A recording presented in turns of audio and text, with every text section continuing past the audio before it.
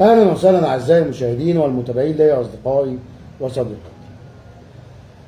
النهارده نتنياهو يستقبل وفدا رفيع المستوى من مشايخ الطائفه الدرزيه. وفد الطائفه الدرزيه السوري دخل اسرائيل لاول مره، وتل ابيب ترسل لهم المساعدات الإنسانية. تأسيس المجلس العسكري السوري الخاص بالطائفة الدرزية،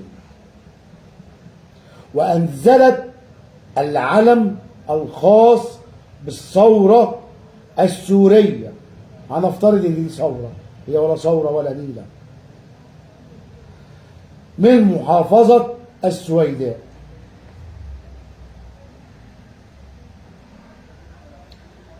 وعايز اقول لكم على حاجه، ان دي مشارف لبدايه الحرب الاهليه والتقسيم الحقيقي الجديد في سوريا بعد مجازر الحكومه الارهابيه.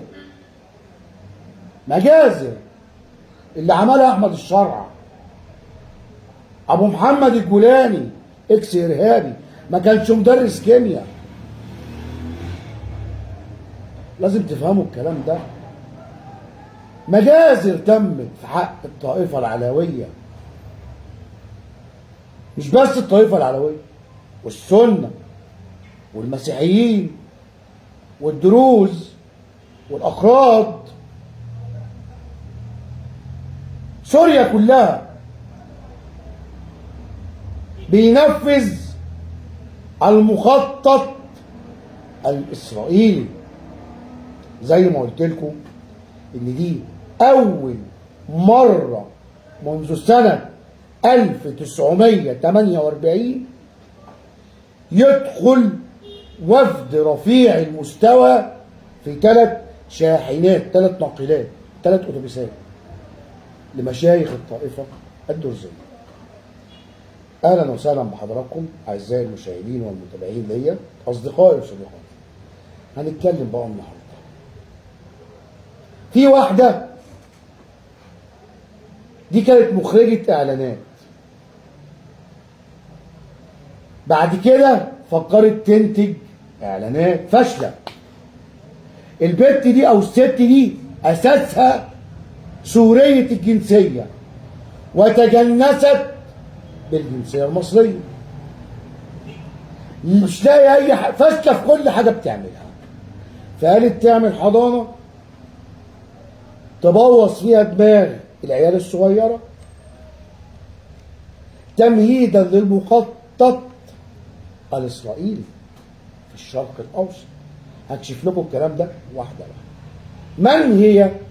اسمها فدوى مواهب. خرجت علينا فدوى مواهب الفاشله في الاخراج الاعلانات، فاشله في انتاج الاعلانات، وتحدثت عن الحضاره الانسانيه. تاريخ العالم يبدا من مصر. لما تاخد الاولاد وتطلع على المتحف المصري الكبير وبتقول على اجدادنا الفراعنه اساس حضاره العالم، التاريخ الانساني، جه ما بعده جه، تقول على اجدادنا كفره وحشين. مش عاجبها الحضاره المصريه. ما ترجعي حضارتك عند احمد الشرع في سوريا، الحضاره الفينيقيه اللي احمد الشرع عمل فيها ايه؟ هقول لكم واحده واحده. انتوا عارفين ان احمد الشرع حطم جميع الاثار الفينيقيه التي تعود تاريخها الى اكثر من 5000 سنه. طبعا الحضاره المصريه اقدم، مش تبقوا فاهمين. ادي اجدادنا مش عجباهم، جهل ما بعده جهل. ويطلع علينا بعد كده اختها لينا مواهب نشرت على موقع التواصل الاجتماعي الفيسبوك. بتقول ايه؟ بتقول اللهم انصر اهل السنة في سوريا ضد الكفرة المجرمين العلويين، اللهم كن لهم نصيرا ومعينا في هذه الايام المباركة. هي تقريبا مش شايفة المجزرة اللي احمد الشرع بيعملها في سوريا. احمد الشرع بيقتل بص، بيقتل السني، اي حد مخالف معاه بيقتل السني، بيقتل العلوي، بيقتل الاسماعيلي، بيقتل المسيحي، بيقتل الدرزي، بيقتل الكردي. بس هو دلوقتي ما يقدرش يبص لمين؟ للاقراب. هقول لكم ليه. هي مش شايفه الكلام ده، مش شايفه الكلام ده. كلنا يا جماعه ضد بشار الاسد، كلنا ضد بشار الاسد. الغريب بقى ان الانسانه الدمويه لنا مواهب وفدوى مواهب بيكفروا الحضارات اللي بترجع ل7000 سنة. هقول لكم ليه. بصوا يا جماعة، عشان إسرائيل تدخل أي دولة لازم تدمر حضارتها، زي اللي حصل قدامكم دلوقتي أهو، تدمير الكنوز التاريخية القديمة في سوريا. المهم هنا إن إسرائيل بتيجي دلوقتي تقول لك مفيش دليل إن الأرض اللي أنت قاعد عليها دي أرضك، إن دي بتاعتك. هات لي تاريخ، سند تاريخي. إحنا عندنا الجدران، عندنا المعابد المصرية القديمة التي علمت العالم كله وحيرت علماء العالم كله. انتوا عارفين ان الحضارة المصرية القديمة كانوا بيعملوا عمليات بالليزر. تخيلوا دي، بيعملوا عمليات بالليزر. فدوا ما هم ما عندهاش فكرة، الفكر ممنهج لتفكيك الأصول التاريخية لدى الشعب. انت ايه؟ مش عاجبك؟ اطلعي على بلدك سوريا، عيشي بقى ربيع الحرية، ربيع الديمقراطية. خد احمد الشرع بالحضن، ياخدك بالحضن هو وعصابته. مش عاجبك مصر اطلعي، لكن تغلطي في حضارتنا لا. افكرك بحاجه يا جهله، يا جهله. انتوا عارفين ان الرئيس الصيني كان بيتكلم مع بايدن، فبايدن الرئيس الصيني بيقول له احنا حضاره 4000 سنه. عارفين بايدن رئيس امريكا المنتهيه ولايته قال ايه للرئيس الصيني؟ قال له مصر عمرها 7000 سنه. فاهمين؟ ايه اللي يثبت ان مصر حضارتها تعود ل7000 سنه؟ التماثيل. هي التماثيل ده احنا بنعبدها؟ يعني الجدران بنروح نعبدها؟ ايه الدماغ دي؟ ايه الفكر المتطرف ده؟ انت ازاي اصلا تعلمي اطفال نشء؟ انت بتطلعي عيال ارهابيين بهذا الفكر المتطرف. عاجبك حريه احمد الشرع؟ اطلعي على امه، اطلعي له.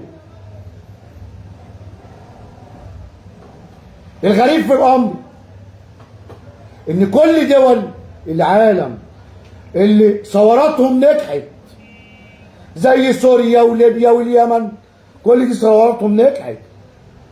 قاعدين لاجئين عندنا في مصر اللي ثورتها فشلت. عارفين فشلت ليه؟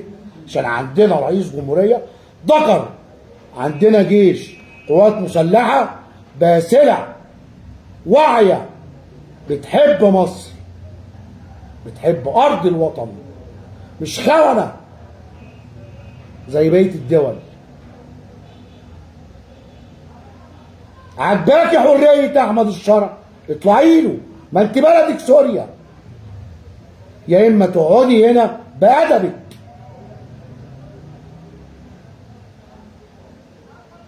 اتمنى ان احنا كلنا نفعل هاشتاج ضد فتوى مواهب اللي كل يومين تطلع لنا في فيلم شكل انسانه غاويه تثير الراي العام حواليها.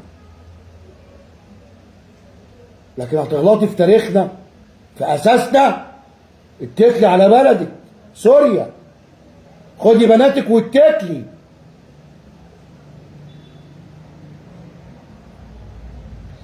شيء غريب، وكلهم عايشين لاجئين عندنا في مصر، البلد اللي ثورتها فشلت. ثوراتكم نجحوا، مضغوروا عليهم، روحوا عندهم احتفلوا بنجاح الثوره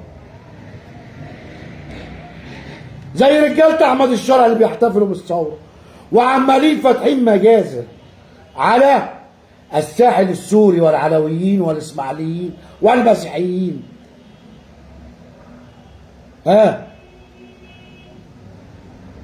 بس خلي بالك وانت داخله سوريا، لو قابلتي دبابه اسالي الاول الدبابه السوريه دي تبع قوات احمد الشرع ولا تبع قوات العوده ولا دبابه اسرائيليه ولا دبابه امريكيه ولا دبابه روسيه مخلطه. اطلعي اقعدي في المخلط بتاعك وسيبينا احنا هنا في حالنا. احنا نعشق لتاريخ بلدنا. مصر هي اساس الحضاره. عرفت ليه مصر سمينا ام الدنيا؟ عشان هي اساس التاريخ. مصر اتوجدت واتوجد التاريخ من ايام الهكسوس. سافري بمنتهى السهوله، طلعت اشياء وغوري في داهيه على بلدك سوريا. قاعدين ليه عندنا؟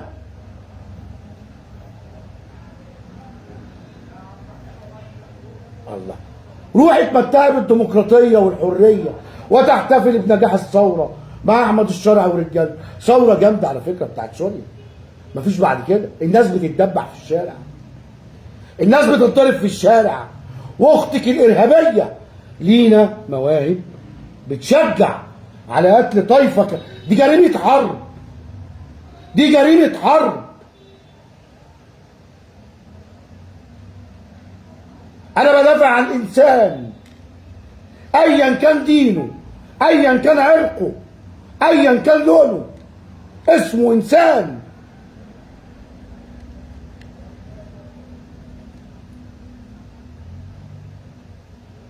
نطلع بره فكره الطائفيه. اين حقوق الانسان العالميه؟ اين المنظمات اللي واكلين دماغنا بيها؟ ولا المنظمات دي ما بتبانش غير لما بتدافع عن الاخوان؟ ما اللعبه اتفهمت. اللي بيديرها اسرائيل، واحمد الشرع ضابط المخابرات الاسرائيلي. اللي عملته اسرائيل في 11 يوم ما حققتوش من 100 سنه. الدروز من سنه 48 اول مره يدخلوا اسرائيل وتل ابيب، وتل ابيب بتبعت لهم مساعدات. وكل الطوائف السوريه رافضه حكم احمد الشرع. بيحكم مين؟ قوات قسد، القوات الكرديه. الدروز قوات قسد، قوات الكرديه دي حمايه امريكيه مع بعضينا واحده واحده.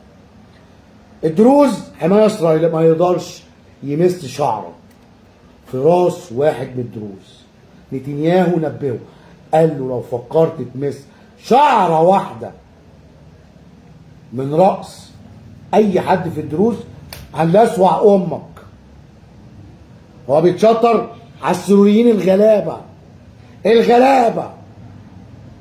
العلويين خلاص بقوا حمايه روسيه. ادلب وحمص تركيا. ها في ايه تاني بقى؟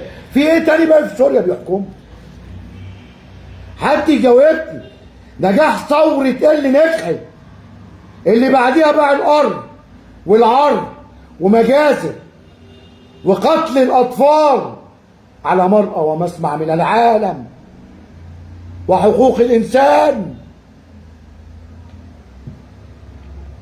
اين الانسانيه؟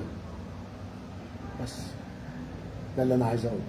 انجازات احمد الشرع يا جماعه، عمل انجازات كبيره جدا. عارفين اهم انجاز ايه؟ استقبال حافل في هضبه الجولان لرجال الدين الدروز السوريين يدخلون اسرائيل لاول مره منذ عام 1948. انجازات عظيمه عملها احمد الشرع. انجازات عظيمه جدا جدا. كمان اختباء، ده في خبر هوريه لكم دلوقتي، اختباء مواطن سوري في خزان ميه. اسمعوا بقى النجون من هذه الاحداث في مجزره الساحل السوري يروون للحره ما يحدث. مجانين، رجاله احمد الشرع مجانين، عشاق دماء، القتل من اجل القتل، التعذيب من اجل القتل. ناس مش بني ادمين، ناس دمويين. فاهمين يا جماعه؟ الناس دي مش طبيعيه. اتفضلوا اهو، مش كلامي، اختباء مواطن سوري في خزان ميه. قتلوا كل رجاله القريه. انتوا عارفين ان احمد الشرع مانع هو وعصابته الصحفيين والاعلام من دخول الساحل السوري عشان يقتلوا براحتهم. اقتل بس ما تتصورش، خد راحتك في القتل. نتنياهو يحذر الجولاني اللي هو اكس ارهابي، ضابط المخابرات الاسرائيلي إلي كوهين سنه 2024 25. احمد الشرع حاليا قال له لو لمست شعره من راس اي حد في الدروز على سوعك. شيخ عقل الموحدين الدروز قال لا توافق، لا توافق مع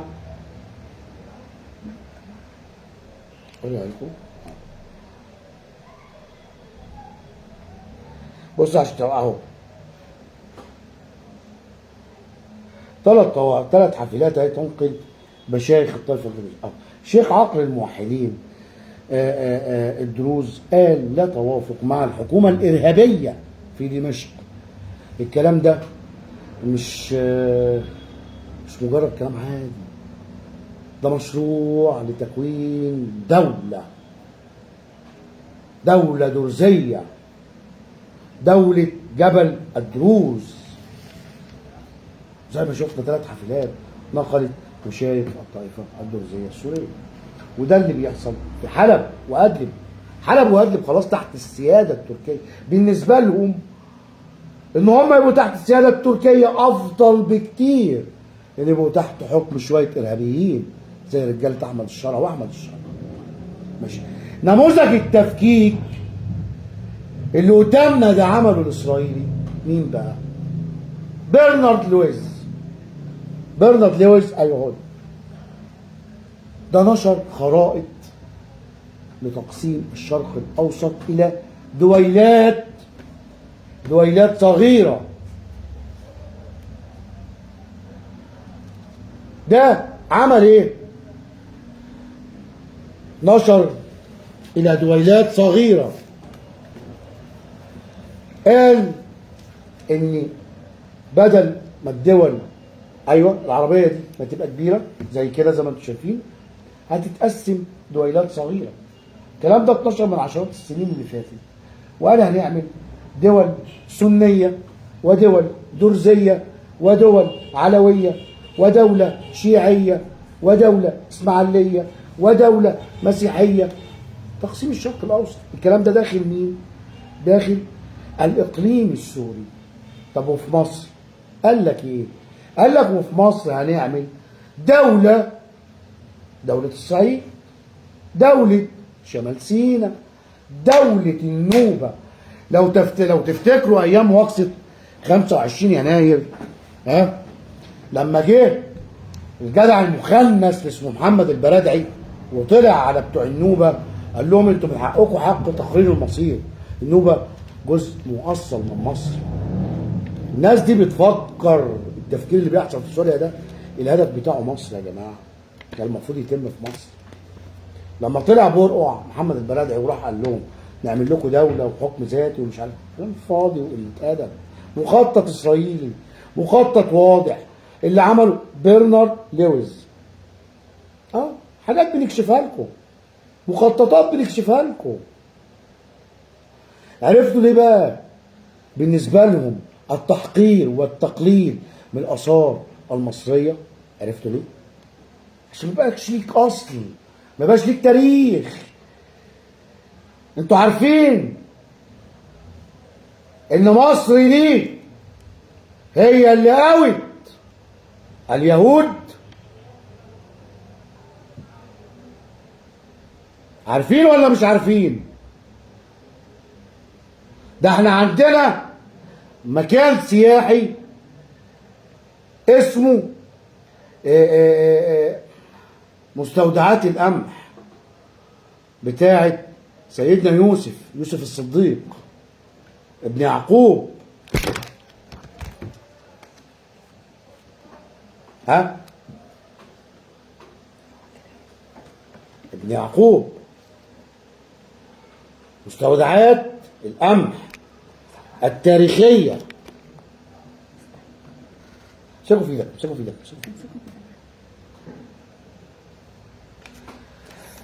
واخدين بالكم؟ فالموضوع مش مجرد كلام على الفاضي يعني.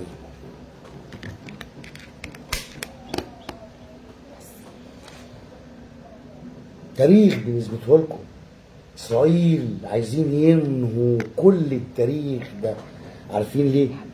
لان مصر اكبر من كل الدول دي. امسكوا يا ابني في ايدك كده وخلاص. ان مصر اكبر من كل الدول دي. مصر اكبر من اسرائيل. لولا مصر قوت اليهود ما كانش هيبقى فيه يهود. تاريخ. الكلام اللي بقوله ده موجود عندهم في التوراة وفي العهد القديم عندنا، وموجود في القرآن. مش بتكلم كلام كده وخلاص يا فدوى مواهب. انت عايزه تحقري من تاريخ الحضارة الإنسانية للعالم كله. ده لحد وقتنا هذا العالم كله محتار في فن التحنيط. يا مواهب انت عايزه تثبتي للعالم ان انت اكثر ايمانا من واحد زي الدكتور زاهي حواس مثلا، واحد زي وزير الاثار. انت اكثر ايمانا وتقوى وفضيله من هذه الناس الافاضل، الشخصيات الموقره العظيمه. كلام فارغ. وانت اصلا مش مصريه، يعني انت اصلا مش مصريه، انت سوريه الجنسيه، مضغوري على بلد امك. ما تمشي. مصر مش عاجباك امشي، روحي عيشي الحريه واتفرجي على الدم والقتل اللي بيحصل في الشوارع السوريه. مخطط تحقير التاريخ الإنساني المصري ده مخطط، اللي أصلا جنسيتها سورية. ده كلام معمول لتدمير آثار بلادك. فيجي الإسرائيلي يقول لك اثبت لي بقى إن الأرض دي أرض، اثبت لي إن أنا كإسرائيلي كنت شغال عندك أنت يا مصري. اثبت لي ان انت اكلتني وشربتني زي ما طبعا الحاجات دي اصلا مثبوته في الكتب المقدسه. فهتروحوا فين؟ كده كده مثبوته. وبعدين بالنسبه لهم بيقول لك ايه؟ ان سيناء ارض بلا شعب. هم بيقولوا كده، هم الاسرائيليين. لا، سيناء ارض بشعب، ارض بحضاره، ارض باثار، ارض بتاريخ. هي دي سيناء. الجولاني عايز يوهمك بقى دلوقتي مش تبقى فاهم ان في حكومه في سوريا، فيطلع محافظ سويداء ويقول لك ايه؟ يقول لك ان 90% من وجهاء الطائفه الدرزيه اهو.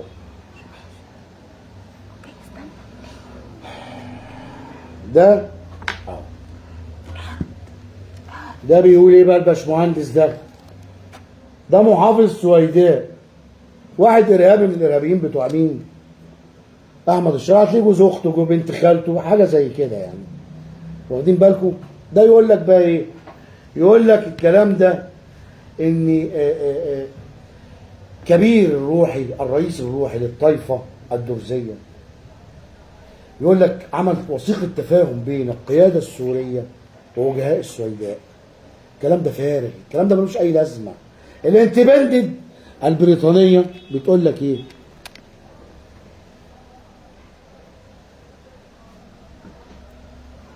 اهي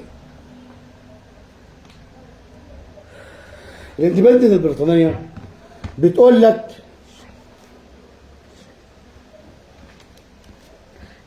اني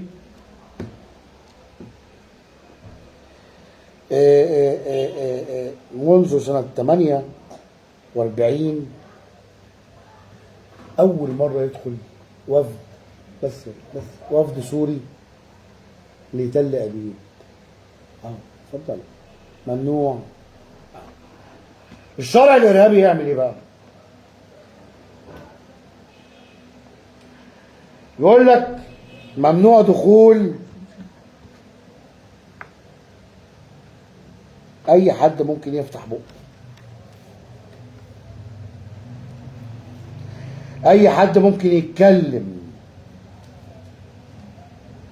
اي حد ممكن يفضح احمد الشرع وعصابته. فاهمين الكلام ده؟ المرصد السوري في دمشق بيقول ايه بقى؟ طيب بيقول لك المرصد السوري في دمشق ان دمشق تفرض قيود اعلاميه على الاعلاميين مشدده في الساحل السوري. ممنوع دخول الصحفيين عشان يقتلوا براحتهم. كارثه كارثه. الا قناه الجزيره والصحفيين بتاعتها، عشان دي موليه لاحمد الشرع الجولاني، ابو محمد الجولاني الارهابي سابقا. زعيم الطائفه الدرزيه ينفي توقيع اتفاق مع حكومه احمد الشرع. حكومه دمشق قال ايه الراجل؟ قال لك حكومه دمشق حكومه متطرفه مطلوبه للعداله الدوليه. شويه ارهابيين يعني. كمان اسرائيل ترسل 10,000 طن من المساعدات الغذائيه لسوريا، لدروز سوريا. رويترز تكشف كواليس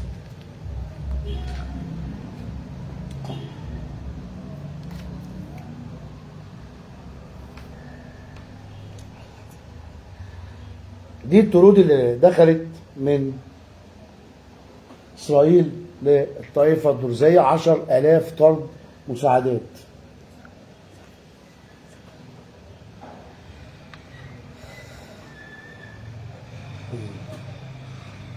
رويترز تكشف كواليس الاجتماع ده. روسيا تنتقد بشده قادة سوريا الجدد في اجتماع مغلق بالامم المتحده. شفتوا اللي بيحصل؟ شفتوا الدول اللي نجحت فيها الثوره بيعملوا ايه؟ الدول اللي نجحت فيها الثوره ما هم الا لاجئين في مصر. ومصر فشلت فيها الثوره عشان عندنا رئيس ذكر بيحب مصر، بيحب المصريين، عندنا جيش قوي، قوات مسلحه قويه. الكلمه اللي هقولها لكم، حافظوا على جيش بلدكم، حافظوا على جيش بلدكم. المخطط ده كان محاك لمصر سنة 2011. فاهمين؟ دلوقتي الرئيس المصري عبد الفتاح السيسي وقوات المسلحة المصرية واقفة ضد المخطط الأمريكي في تقسيم الشرق الأوسط. عشان كده كلنا ندعم القيادة السياسية وقواتنا المسلحة المصرية حافظة الأرض والعرض والكرامة. أخيرا وليس آخرا، نلتف جميعنا خلف القيادة السياسية الرئيس المحبوب عبد الفتاح السيسي وقواتنا المسلحة المصرية ونردد تحيا مصر، تحيا مصر، تحيا مصر. بيكم وليكم أراكم في فيديو قريب. يا رب احفظ بلادنا، امين.